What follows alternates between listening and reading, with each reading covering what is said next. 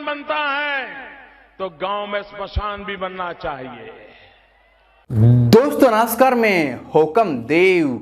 गांव में अगर कब्रिस्तान बन सकता है तो फिर गांव में शमशान भी बनना चाहिए।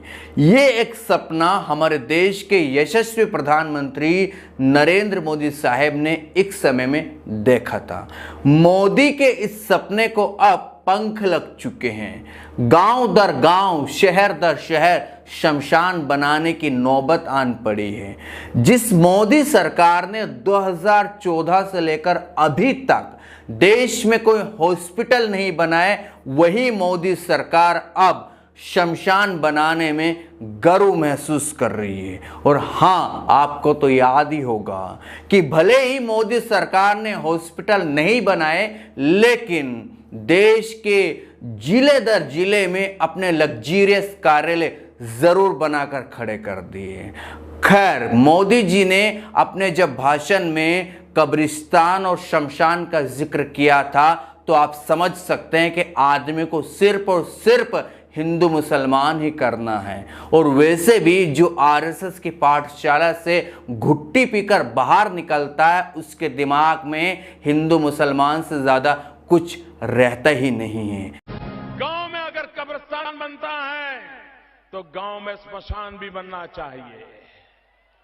मोदी जी अपने इस भाषण में कब्रिस्तान और शमशान का जिक्र ना करते हुए यह भी कह सकते थे कि गांव में जब स्कूल बन सकते हैं तो कॉलेज क्यों नहीं बन सकते हैं, गांव में बड़े हॉस्पिटल क्यों नहीं खुल सकते हैं, गांव में बड़े प्लेग्राउंड क्यों नहीं बन सकते हैं। बन सकते हैं, लेकिन नहीं, मोदी को सिर्फ और सिर्फ हिंदू मुसलमान करना है। और इस हिंदू मुसलमान की वजह से ही इस देश की हालत और भी ज्यादा खस्ता होती जा रही है। ये देश कंबोडिया और रवांडा की तर्ज पर चल पड़ा है। हम सब तरफ से पिछड़ते चले जा रहे हैं।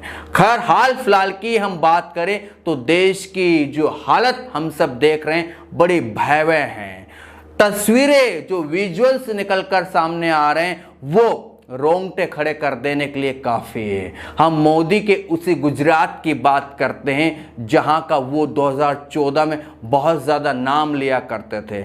गुजरात मॉडल का हुआ इस देश की जनता के सामने खूब भुनाया गया, लेकिन वही गुजरात अब सबसे ज़्यादा मौतें उगल रहा है।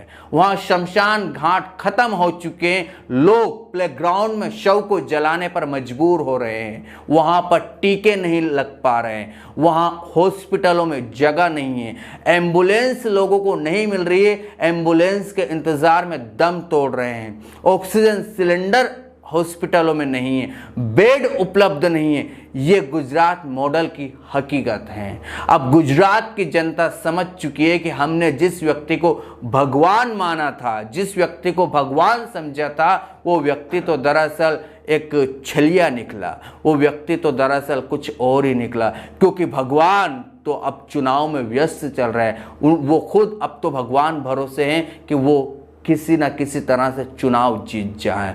खैर दोस्तों, एक बात और समझ लेना चाहिए, इस देश की सत्ता ऐसे लोगों के हाथ में है जिनके पास सिर्फ टेलीविजन को छोड़कर कोई विजन नहीं है। आप मुझे बताइए कि मोदी सरकार ने कितने ऑक्सीजन प्लांट अपने कार्यकाल में लगाए, कितने हॉस्पिटल इस देश में उन्होंने खोले हैं, कितने स्वास्थ्य सुविधाओं को उन्होंने बेहतर किया है। बताइए, आपके पास कोई आंकड़े हो तो मुझ तक जरूर पहुंचाइएगा। लेकिन मैं तो कहता हूं कि मोदी जी को यह सब करने की जरूरत ही नहीं है, क्योंकि उन्हें वोट मिलता है राष्ट्रवाद के नाम पर, उन्हें वोट मिलता है सैनिकों के नाम पर, उन्हें वोट मिलता है राम मंदिर के नाम पर, उन्हें वोट मिलता है ट्रिपल तलाक के नाम पर, उन्हें वोट मिलता है धारा 370 के मामले में, उन्हें वोट मिलता है राफेल के नाम पर, उन्हें वोट मिलता है, कह सकते हैं कि और भी बहुत सारे छोटे मोटे जो मुद्दे होते हैं, गाय के नाम पर वोट ले लेते हैं वो। फिर आप क्यों अब हॉस्पिटल की मांग करते हो? आपने वोट तो दरअसल राष्ट्रवाद के नाम पर दिया था, राम मंदिर के नाम पर दिया था, फिर आप बेड के लिए क्यों चिल्लाते हो? हमने देखा है कई सारे बीजेपी के नेता, कई सारे बीजेपी के कार्यकर्ता कह रहे हैं कि हमारे प्रदेश में ऑक्सीजन सिलेंडर नहीं मिल पा रहे। तो आपने कब ऑक्सीजन सिलेंडर के नाम पर वोट दिया था? कब आपने किसी हॉस्पिटल में डोनेट किया?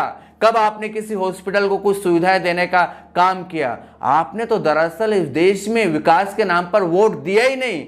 आपको तो कश्मीर में प्लॉट चाहिए था, अब आपको बेड भी नहीं मिल पा रहा है, क्योंकि आपने जिस सत्ता को चुन रखा है ना, उस सत्ता को विकास से कोई लेना देना नहीं है।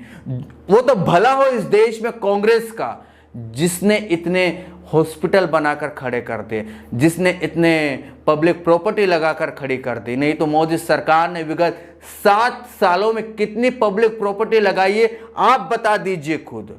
लगाने की छोड़िए, साहब बेच डाली है उसने। जो लगी हुई थी उससे औने पौने दाम में अपने मित्रों को दे मारी। आप बताइए इस देश की हालत और भी ज़्यादा अगर चिंताजनक ना होगी आने वाले समय में तो क्या होगी? देश अब पूरा शमशान घाट में तब्दील हो चुका है। सब तरफ से इसी तरह की खबरें निकल कर सामने आ रही है कि वहाँ पर आज इतने कोविड पेशेंट ख़त्म हो गए, आज वहाँ पर इतने शमशान घाट में इंतज़ार के लिए वेटिंग लिस्ट पर नंबर चल रहा है। ऐसी ही एक जानकारी अब उत्तर प्रदेश से निकलकर सामने आ रही है कि जहां पर लखनऊ में जहां मौतें हो रही है, वहां जब शमशान घाट में शवों को जलाया जाता है, उसके सामने चद्दर लगा दिए गए हैं, यानी कि टीन शेड की एक दीवार खड़ी कर दी गई है ताकि लोग फोटो ना खींच पाए जलते हुए शवों के। वो जो लोग मर रहे हैं उनकी जानकारी उन तक नहीं पहुंच पाए, वीडियो नहीं बना पाए। अरे साहब, आप शवों को ढक दीजिए, लेकिन जो धुआं उठ रहा है उसको कैसे ढक पाओगे? हाँ लग गया। लग गया। दोबारा समाचार दें। योगी जी क्या कर रहे हो आप? वैसे भी बीजेपी वाले लोगों को हर चीज़ ढकने की आदत है। हम सभी को पता है कि मोदी जी ने गुजरात में जब ट्रंप को बुलाया था तो गरीबों के सामने दीवारें चुनवा दी गई थी। ये इस देश के वर्तमान सत्ताधीशों की हालत है। देश सीधे तौर पर कह सकता हूँ कि इतना ज़्यादा खस्ताहाल में हो चुका है। अब जैसे लॉकडाउन चल रहा है, पहले लॉकडाउन में तकरीबन 12 करोड़ नौकरियां खत्म हो गए थे। इस बार के लॉकडाउन में और भी नौकरियां धीरे धीरे खत्म होती जा रही है। उद्योग धंधे ठप होते जा रहे हैं।